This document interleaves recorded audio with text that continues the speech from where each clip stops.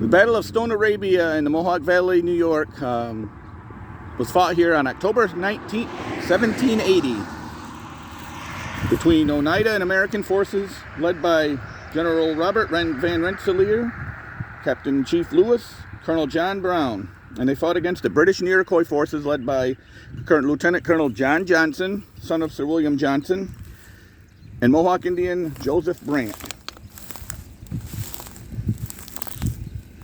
The Mohawk Valley here was a central spot, and it was the scene of brutal fighting between patriots committed to the American cause and loyalists committed to remaining under the British crown, the rule of the British.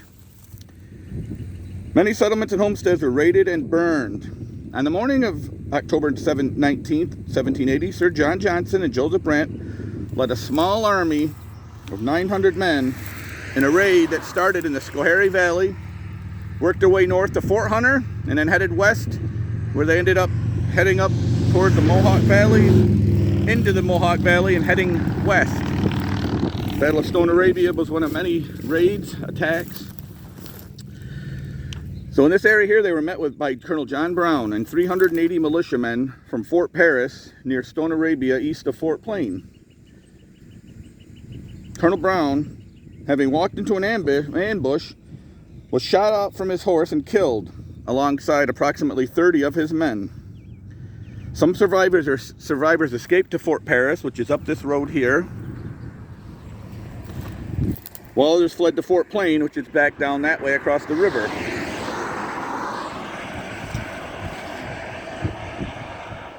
Van Rensselaer and approximately 1,500 men delayed crossing the Mohawk River, so they did not commence attack on the British raiders until that evening.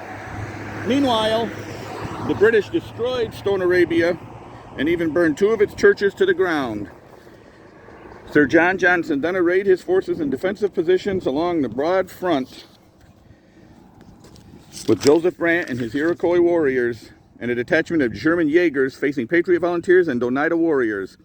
After a fierce fight around Johann Klock's farm, which is that way, in which American forces severely outflanked their opponents, the British allied Indians fled.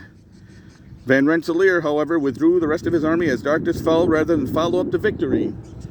The British raiders escaped, leaving behind 40 prisoners and an unknown number of dead and wounded.